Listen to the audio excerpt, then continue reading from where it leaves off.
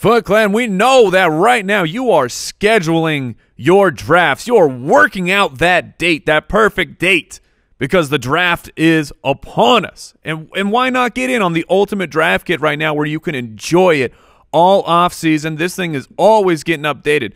Julian Edelman suspension or lack of suspension, guess what? It's going to be updated right away in the ultimate draft kit. We just added dynasty startup rankings, reception perception, whole bunch of new things this year, a red zone report, target share, all sorts of stuff going on. Head over to ultimatedraftkit.com and grab your copy today.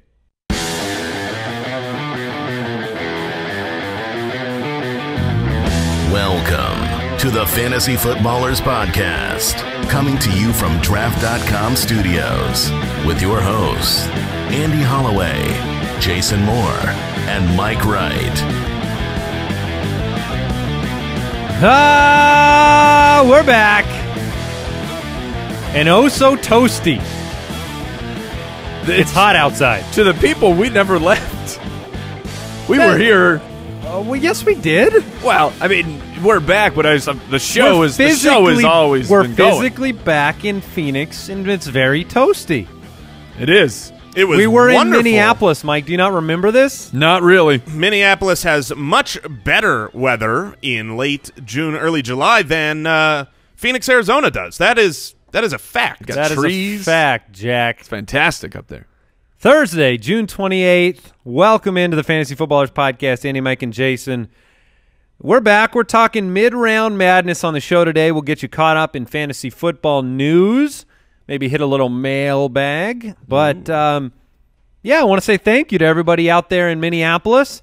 They are indeed Minneapolis nice. Yes. They are Minnesota nice. They are very, very welcoming people. They shared their food with us, Juicy Lucy's included. Mm-hmm. Poutines. Yeah. Those have ramifications. They certainly do. Of deliciousness. Yes, exactly. So great live show up there. Thanks to everybody that took part. Those that watched on the YouTube channel. Yeah, that was step one in the Fantasy for the People tour presented by Draft was Minneapolis, and we have Dallas coming up very soon, July 13th at Canton Hall. And here's what's cool about the Dallas show.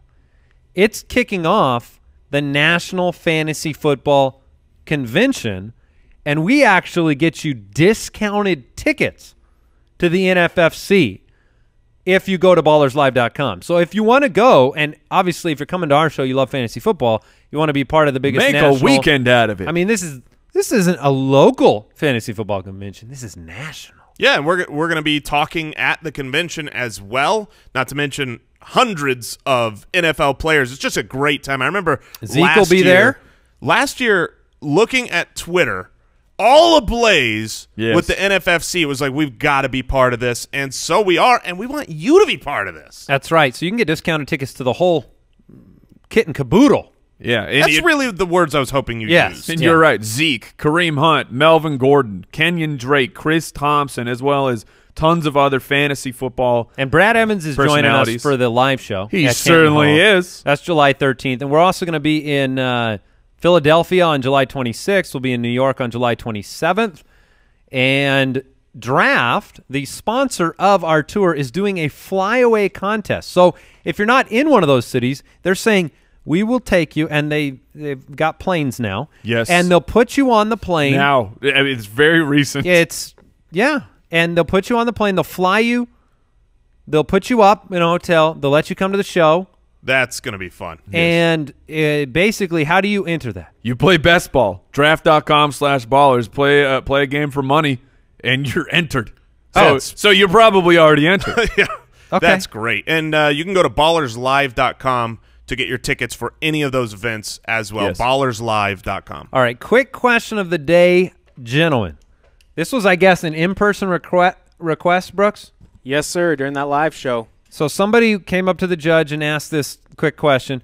What is the lowest ranked running back that could finish as an RB1? So this is individual. So what is your lowest ranked running back that could finish as an RB1, Jason? Mine is dependent a little bit on, well, I guess a lot on health. If he starts the year not on the PUP, the PUP, I think D'Onta Foreman has a legitimate shot at being an RB1. This is an offense with Deshaun Watson and DeAndre Hopkins and Will Fuller that looks exciting. I really liked, I mean, if you listened last year, you know that I was a big fan of D'Onta Foreman coming out of college. I really liked what I saw in the NFL. His production profile, his weight-adjusted speed was great, and he was just fantastic. He was electric. He was tearing it up in the game that he tore up, unfortunately, his Achilles. Yeah. And the jury's out on players recovering from that injury to, getting all the way back and being good enough. It's not been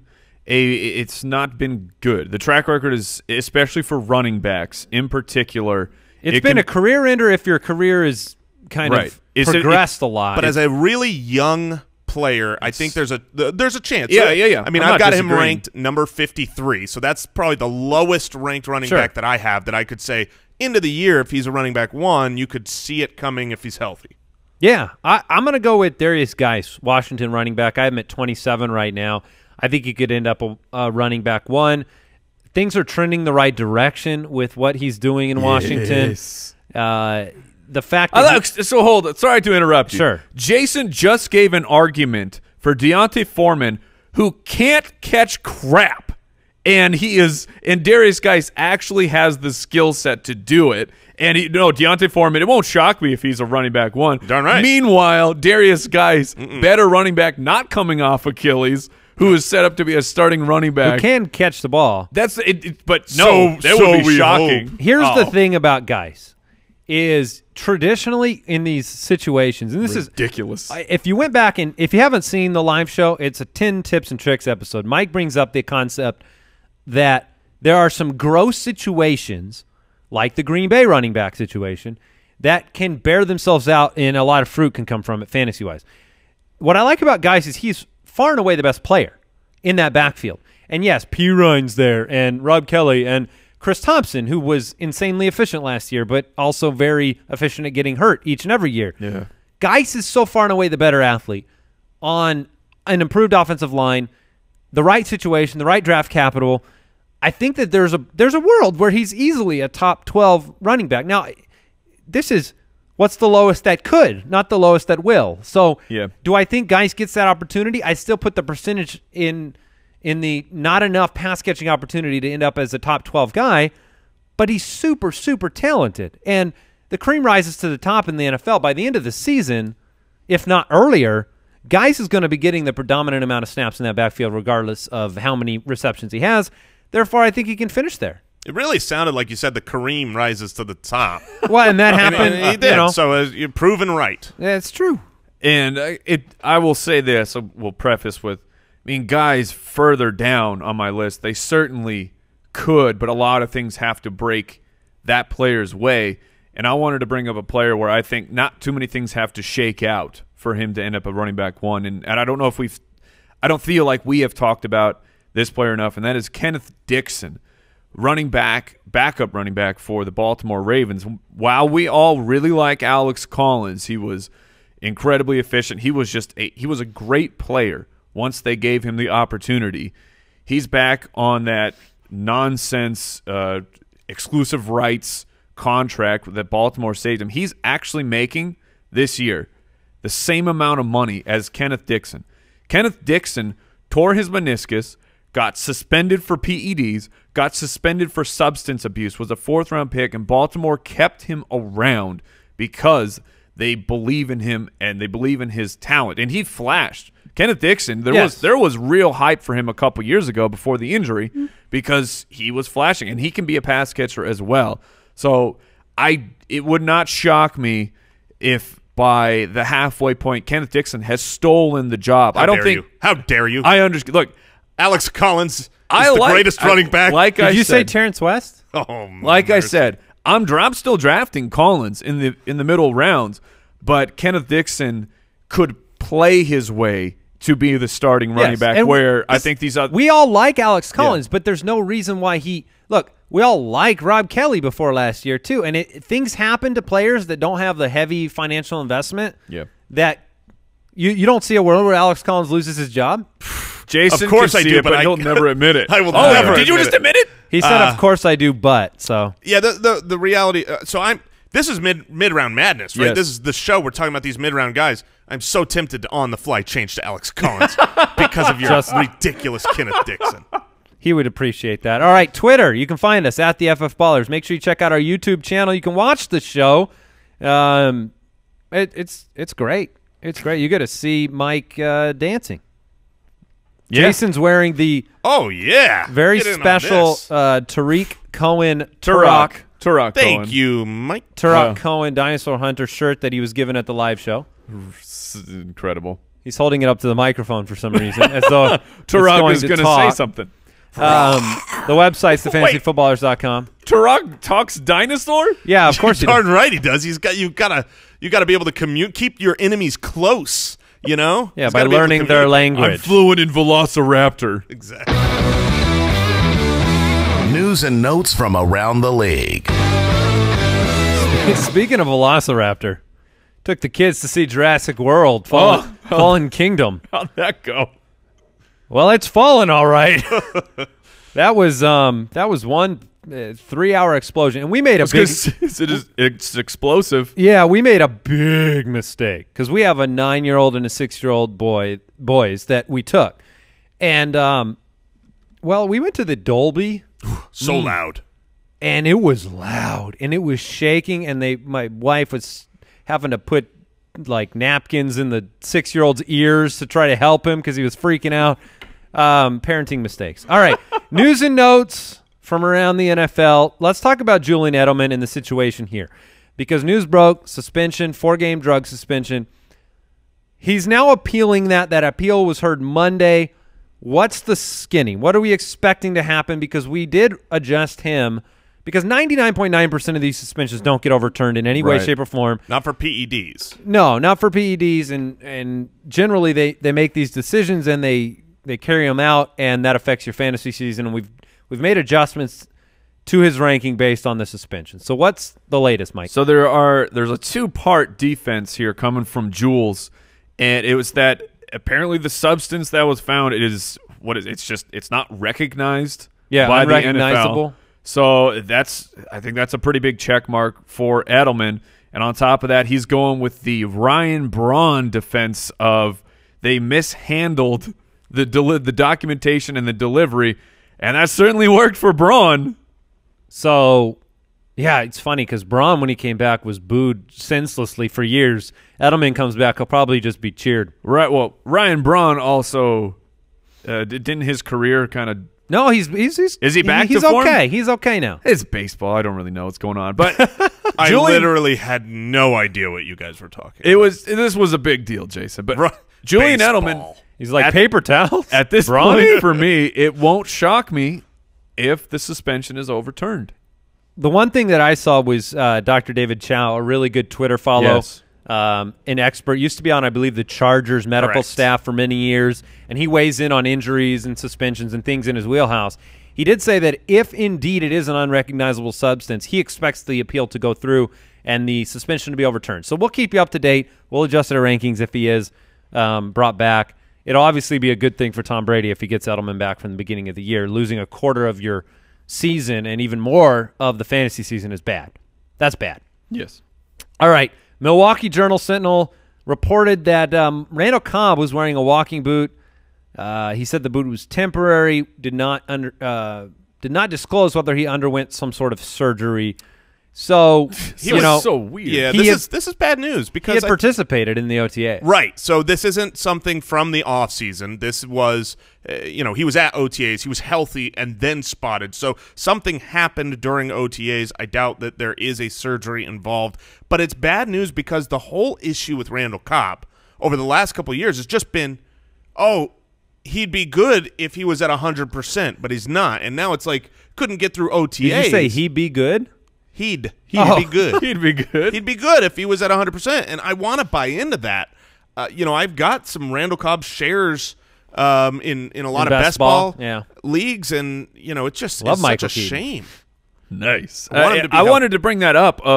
This is now going on 3 years in a row, and we're on this show. We always say, I mean, you're injury prone until you're not, but he has the one monster season, and then after that season, he could have been the guy when Jordy went down, but he had the He's AC a very old sprain. 27 years old. Yeah. Yes, last Geronimo! year. Right. Last year it seemed like he was clicking with Rodgers, but then he went down again. And I am to the point personally where I'm taking my shot with Geronimo Allison as the guy that can emerge as the wide receiver too, because the price tag for Randall Cobb just continues to move up. I think that he's going to be a 6th-round pick come draft season, and I would rather take the guy in the double-digit rounds who is going to play on the outside opposite of Adams when they go 3 wide. Sure. All right, the last one here is we spoke briefly on the Tuesday show about Jameis Winston news breaking that he'll likely be suspended for at least 3 games in light of the NFL's personal conduct policy with the Uber incident, the things that were rumored last year. We don't know. We don't have an official suspension, which means both directions. It could be better. It could be worse for his fantasy implications. I know that Vegas, when giving lines on potential MVPs, still included Jameis Winston with candidacy in there.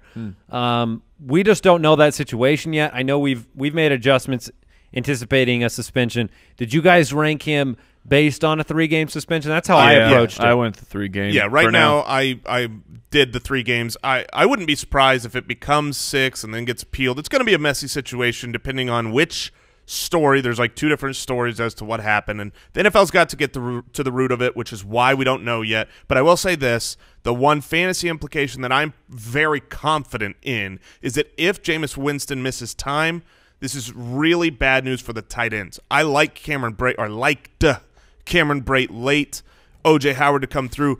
Fitzpatrick does not use tight ends, never used tight ends on previous teams, and when he came in replacement of Jameis Winston this last year, Evans was better. Deshaun Jackson was better, and you saw O.J. Howard and Cameron Brate, who are having productive seasons, do nothing with him. So I want to say this. I'll say it now, June 27th. If he gets suspended, I'm starting to believe that this is going to be an unraveling situation in Tampa, because there's a lot of things that this means. One, they're going to be looking – you have to have one eye open on whether he's the long-term solution there, because the jury's out on that and their success. This team is in a hyper-competitive division where you already probably projected them 4th in that division. Yeah. And if you lose Winston for a few games – it's just an unsettling situation. Dirk Cutter, he gone. His future could be up in the air. This could unravel quick. And then if they do have a high pick, do you replace Winston? I know that that's taking it to the nth degree based on a 3-game suspension, but it has not been smooth sailing for Jameis Winston. Right. And this team has a Atlanta, Carolina, New Orleans problem. I just worry about the unraveling of the season, because if they don't have Winston to start the year, already have a tough schedule, 0-3 is inside the realm of possibility. Their running back is Ronald Jones. Stop. You don't have the blockers.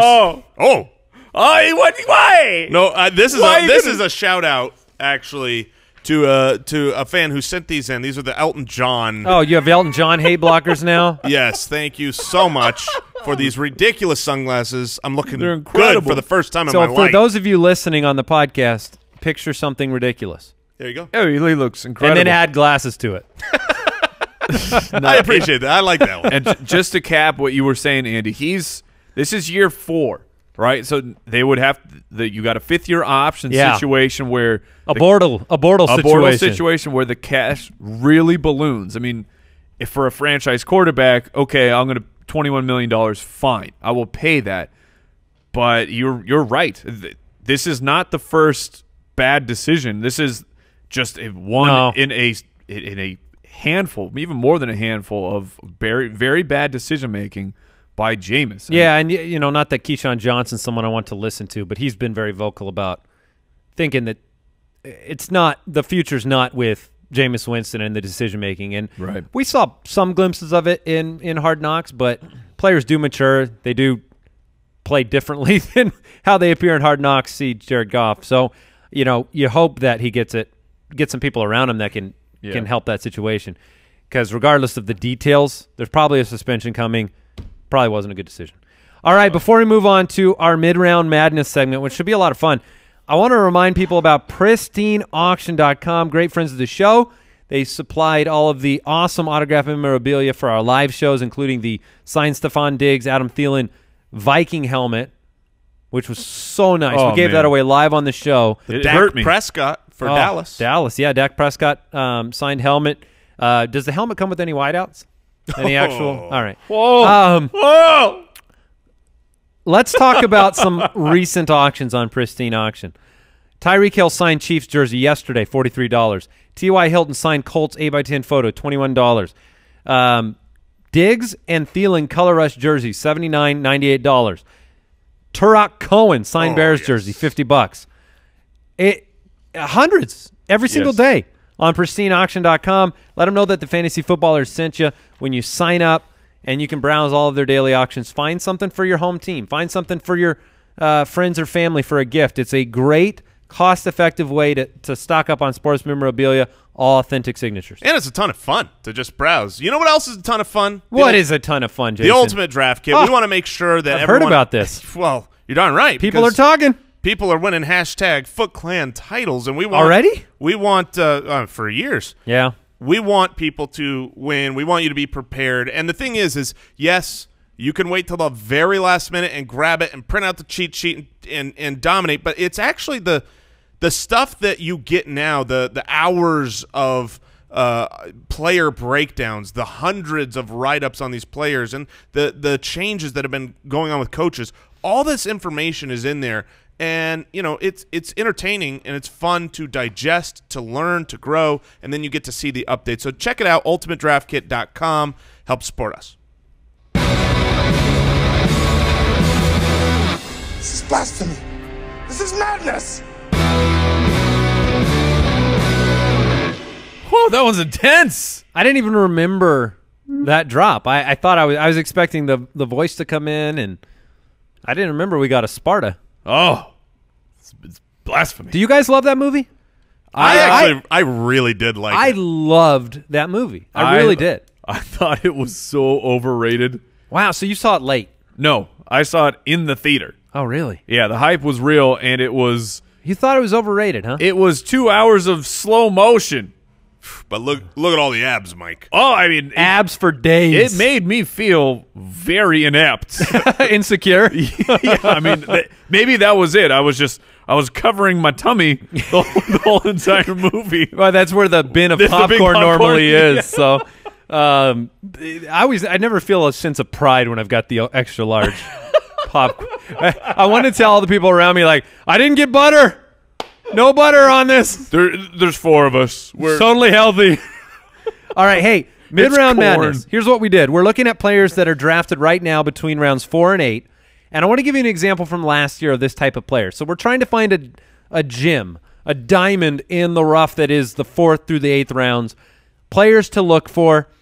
Last year, a good example would have been Larry Fitzgerald. We brought him up on the show. He was being drafted at the end of the 5th round last year, the 28th wide receiver off the board. Ended up, the wide receiver 11 in 2016? I mean, But what was I don't remember where he was last year, but he was far better than 28. He would. What do you do as wide receiver 4? That's great. 11. See, this is why Larry Fitzgerald drops. But no, what I meant to say is that in 2016 he was wide receiver 11. Oh, okay. Then he ends up being drafted as the 28th off the board. Gotcha. And ends up 4. So we want to find that diamond in the rough in those middle rounds, and so we've each picked 2 guys out right now that we kind of, I don't know, we kind of smile when we see their name that far down in the draft. Reminder, Larry Fitzgerald's still going at the back of the 4th round. Yeah, It's it's ridiculous. It's crazy. I know he's a my guy candidate for you, Mike. He certainly is. But maybe we're going to raise his ADP enough to where he won't be able to. So I'm going to jump in here first, and I'm going to go with Demaryius Thomas, who is currently going right around the middle of the 4th round. This guy was coming off of 5 straight seasons of 90-plus receptions and over 1,000 yards. And last year, he was still tied for 9th in receptions. So the opportunity was completely there. I took a look at wide receivers, and where did they finish in relation to total targets versus fantasy points? And I've found that we all know this, right? Opportunity means fantasy points, but there was an even stronger correlation this past season than I could have expected. Of the top 20 wide receivers, the average gap between where you finished in total targets and your fantasy finish was 1.75. So, meaning, let's say you got the 10th most targets, the average finish was less than 2 spots from there. Maybe you were 9th. Maybe you were 11th. That's really crazy. And there were 2. Sounds like bad math. It does. No, I'm just kidding. That's crazy. And it's not, the correlation is when you go back historically, it's still very, very strong. This year in particular was extremely strong. And this is a good place to find outliers, right? Guys who are getting the opportunity. Do you project they'll still get opportunity because there's going to be improvement? There were 2 huge outliers in the top 20. Dez Bryant, okay, look at the inefficiency. Do you buy in? He doesn't even have a team. Maybe he's done. But Demaryius Thomas, he had a gap of over 10 between where he finished in total targets and his fantasy finish. Now he speaks to quarterback play. Now he gets a quarterback, Case Keenum, who this past season was 25 points higher in his passer rating than the garbage that Demaryius Thomas had to play through. I think it's ridiculous for people to be writing off what Demaryius has done in his career.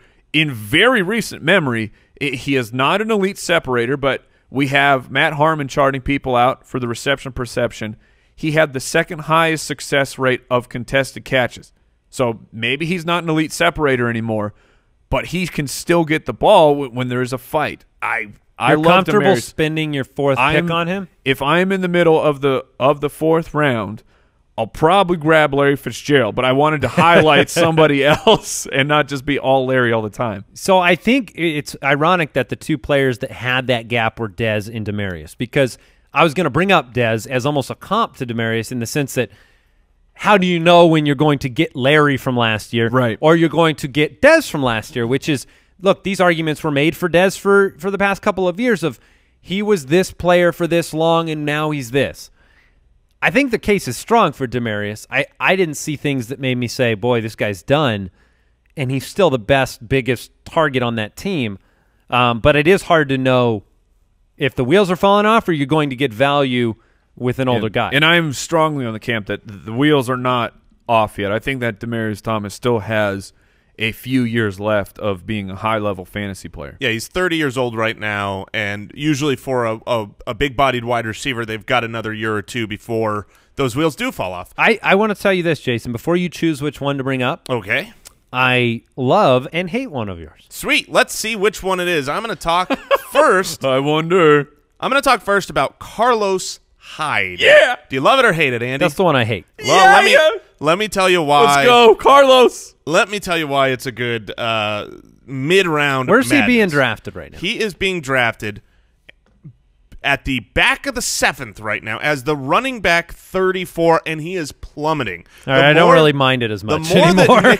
The more that Nick Chubb continues to get publicity and, he looks great, the reality is they spent a 3-year, $15 million to bring in a running back who has proven in the NFL he's good.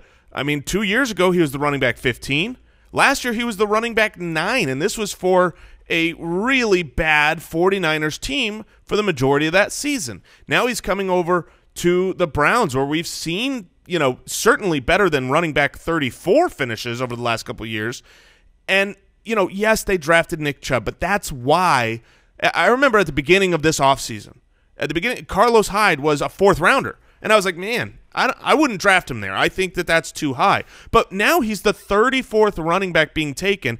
And you have a history over the last couple of years of when there is a kind of proven veteran given money and a team comes in and spends a little bit of money on a rookie, The one that comes to mind the most to me is when Derrick Henry was drafted, and everybody said, "Oh, DeMarco's done. DeMarco's going to get supplanted because they drafted Derrick Henry in the second." But it wasn't that way. They kept DeMarco in that role. He was their free agent they signed, and I think that's what we're going to see. They traded for him. They gave up garbage to get him. I would have a counterpoint example for that, though, with Latavius Murray last year. Team had an opportunity to improve their – he was getting paid – this year he's getting paid basically what Carlos Hyde's getting paid. He's getting paid $4 million. Hyde's getting like 5.1, and they instantaneously made a transition to Dalvin Cook because he was available in the draft. Except for they have a great team, and Carlos Hyde is on a team that has not been able to run the ball successfully and now has 3 weapons. My counterpoint to that would be Latavius Murray was coming off of surgery. They gave him the money knowing he was injured and would not be ready. And then, but they did draft Dalvin Cook after the fact, of course. And same with Gio Bernard, by the way. Gio Bernard's being paid $5.1 million. That went on drafted Joe Mixon. But Gio Bernard, he's another example where he was drafted in the second round. Everyone thought he was the better running back. He was the one who was drafted. Meanwhile, Ben-Jarvis Green-Ellis continued to be the workhorse for that team. Well, so there are even with second round running backs, there are several examples of the incumbent still holding on to his job. Completely agree he's going to be better than RB34. I think Carlos Hyde is a running back 2 this year.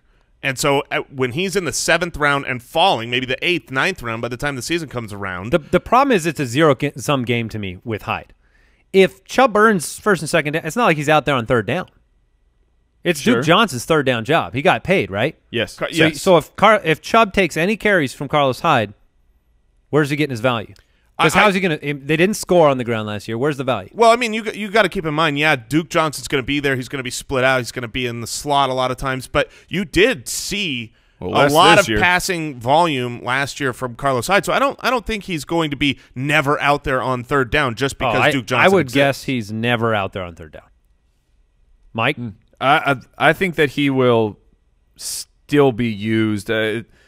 Duke Johnson will be the predominant third down back. He's the RB if I can get 34 right now off the board. The 34th running back, you can draft a guy who's been a top 15 running back the last 2 years, just got paid, and is the starter. Those are separate arguments. On an NBA team. On an NFL team. If you can get a starter that's, if he's playing multiple sports. I think it's actually really good value, especially, I mean, if you look at the chart you of can't where argue he was the value. And where he's going, he's not going to end at the 7th. He's still dropping. Even if you roll the dice, that's what mid-round madness is about. If you roll the dice on him, it's not going to cost you an arm and a leg if it doesn't pan out.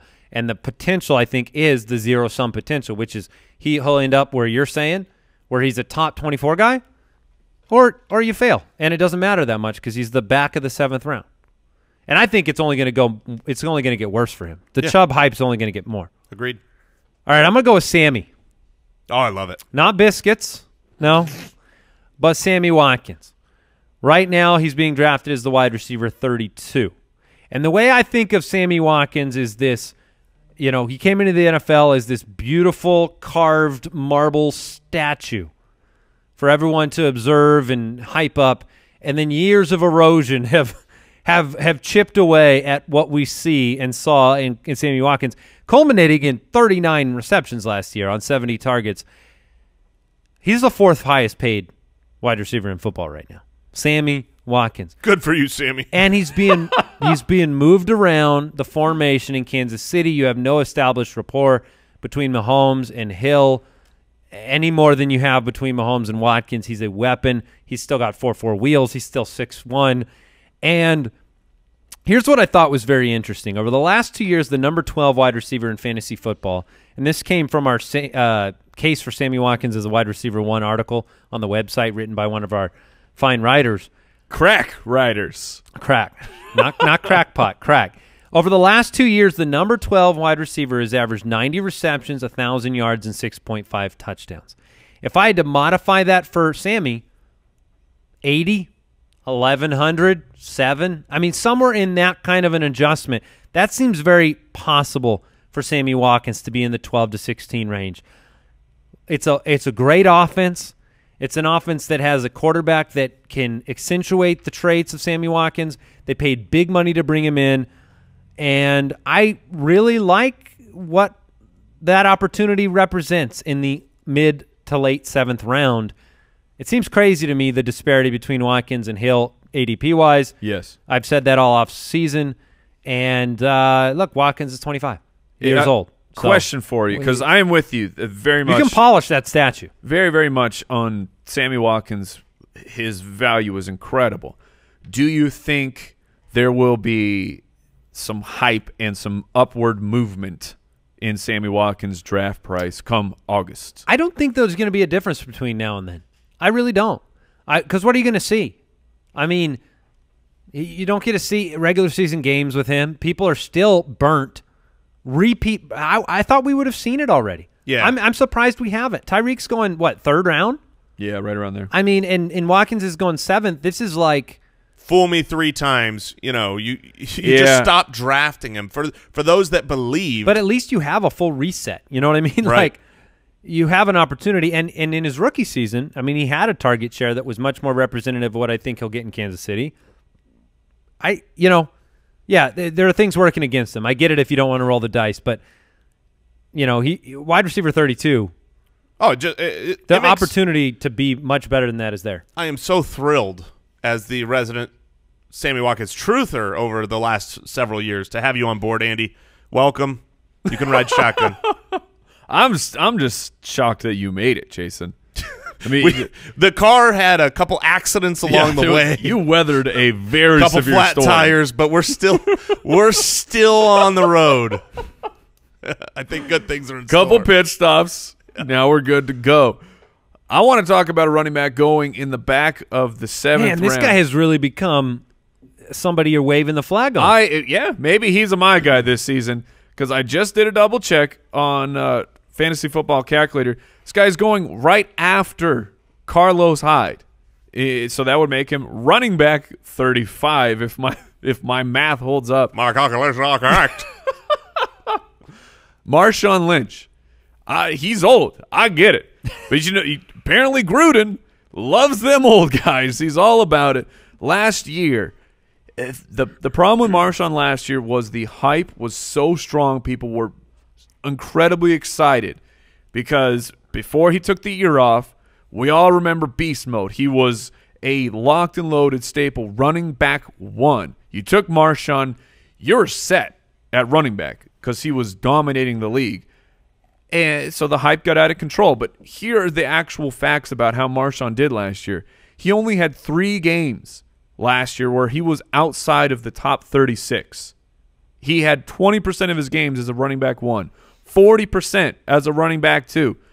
That puts him at 60% of the time he was either a 1 or 2. That's better than Jordan Howard. That's better than Devontae Freeman. That's a better felt like he was on a pitch count almost. Right. Like, especially it's like because when of he how hit he started 15 the year. carries, they were like, all right, get off the field. Right. And he had those weird games where he was sitting on the bench for prolonged periods of time. Like I said, he had those 3 weird games, but his percentage as a running back 1 or 2 was better than Howard, better than Freeman, better than Christian McCaffrey, who everyone loves Christian McCaffrey this year. The offensive line, while they were disappointing, they were still ranked out as a top 12. And Gruden, the last 4 years of his coaching first stint, let's call it, his lead running back was getting 220 or more carries, except for his final year where Ernest Graham went down with an ankle injury, but he was still pacing to be over that threshold of 220 carries. Marshawn Lynch last year, he was in 15 games. He missed the one with the suspension. His pace, 221 carries, 950 yards, and 7 touchdowns. And he's going at the back of the 7th round. And he's a running back. I mean, that's the point made by Jason with Hyde and you with Lynch is that, look, if you have a shot at a meaningful fantasy running back at this point in the draft, it's crazy. Here's the value that's jumping out off the page.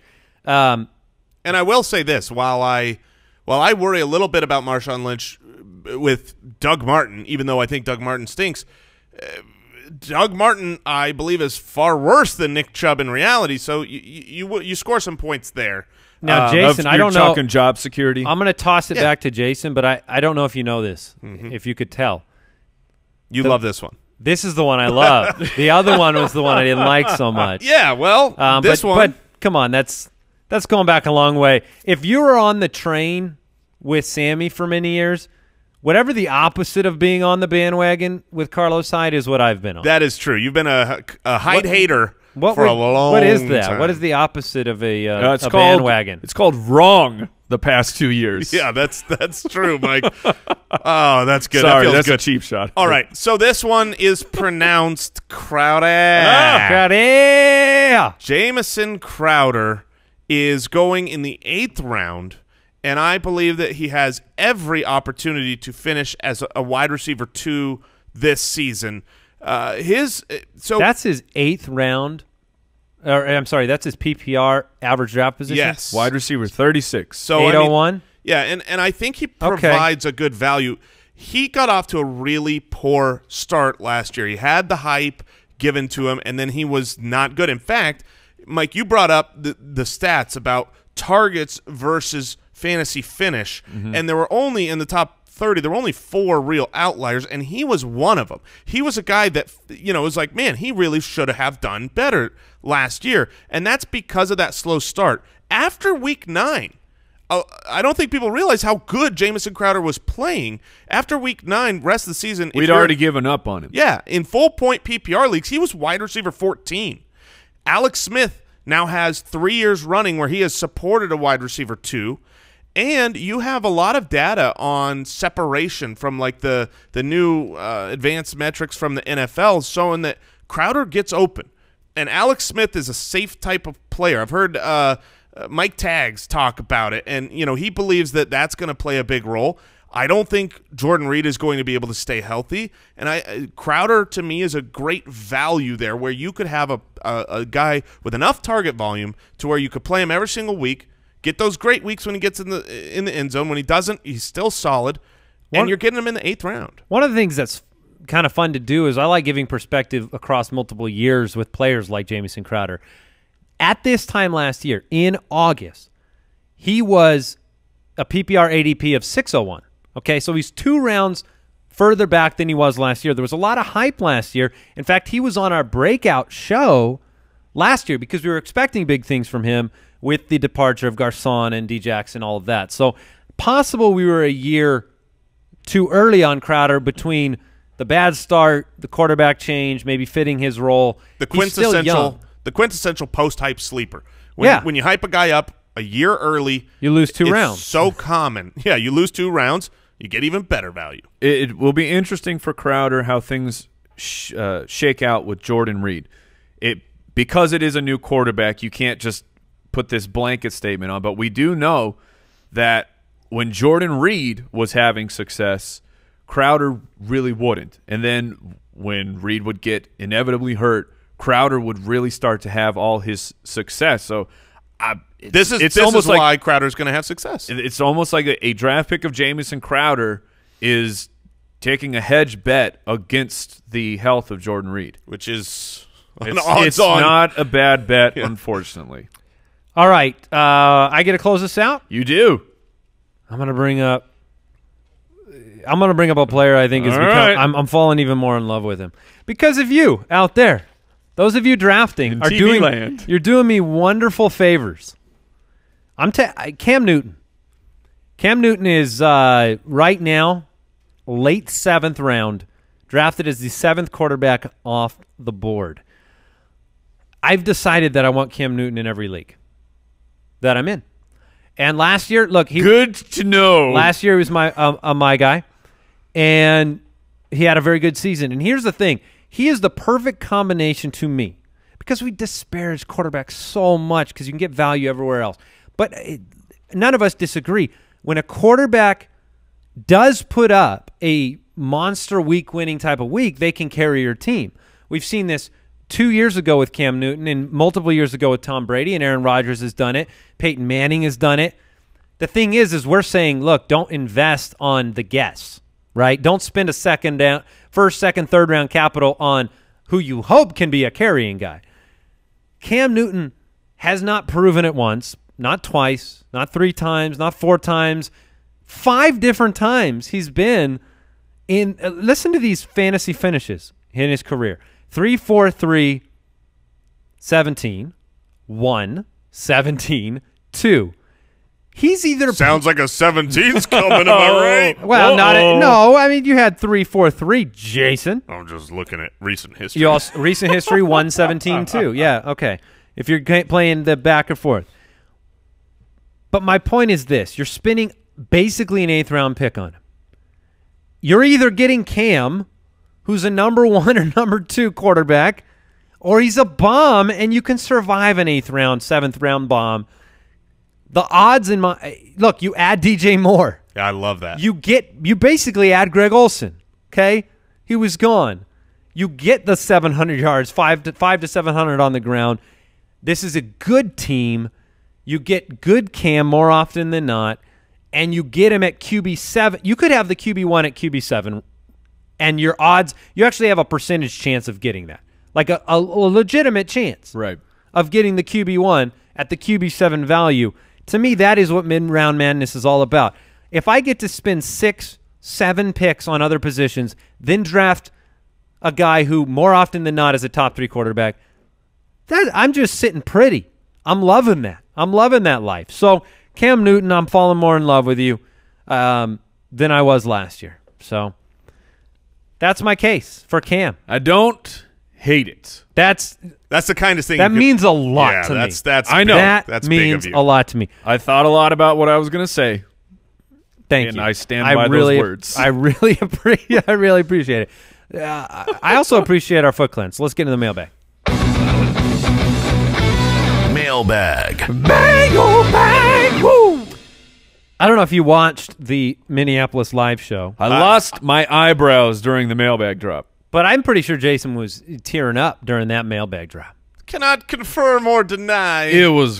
It's such a great moment. Brooks, were you crying a little bit? Were you weeping in the back at how far we've come with this mailbag? Oh yeah, I'm glad that you couldn't see me back there. Good, I was in good. the dark. I mean, that is. So's everybody else. Can we get that cut out, Brooks, the audio, so that anytime that Jason and I are stuck with the mailbag, we can have the Foot Clan behind us? Oh, that's a great idea. Isn't that a good idea? Yeah. That is a tremendous idea. Thank you. On so many levels. I mean, Jay Grizzy fills in admirably, but that was better. Saving the public from Jason's, what was My sultry your mailbag. seductive. Oh, that was terrifying. So good. Yeah, so take care of that, Brooks, and then Dallas be ready. Yes. Dallas be ready for the mailbag drop. Couple weeks. That's right. All right, here's a question from Chris in North Carolina. By the way, if you have a question for the show, you can go to the website, thefantasyfootballers.com, click the Submit a Question button. You can also dial our voicemail hotline, 302-464-TFFB. We love helping you win your league. Chris in North Carolina, starting a Dynasty League this year. You recommended not doing playoffs in Week 17, but Correct. ESPN has a 2 weeks per round playoff system default, starting Week 14, making the championship depend on Week 17. How do you do it? 1 week per round, or do you start the 2 weeks a bit earlier? Good question. We back in the day, we actually did do the 2 week playoffs, and you know, sometimes you need to start earlier. We would never do a Week 17 championship, but I am a big proponent of the 1 week playoffs. I think that's, you know, look, that's how football is, right? That's how the real playoffs are. It's not a series. It's you put up the best lineup this week, you win. And so, yeah, in our league of record, our dynasty main league that we play in fact, I don't think I'm in a single league anymore that has 2 weeks per playoff matchup. It's unnecessary. Yeah, I used to be a big proponent of the 2 week matchups, but we're talking like 5-6 years ago, and I came to the light. I realized that, look, I only wanted to do that because I wanted to nullify the risk. It certainly does. And it does do that, but it also means you have less teams in the playoffs in most leagues if that's the case. And you run into situations like this. So I'm in agreement. All right. Interesting. Luke in New Jersey. Where do I draft Dez today? So you draft Dez right now. Where do you draft him? Double-digit rounds. Once you're in that 10th, 11th rounder, I mean, you're grabbing sleepers, guys that you want to take a shot on. I am more than okay with grabbing Dez Bryant there. Maybe he's washed.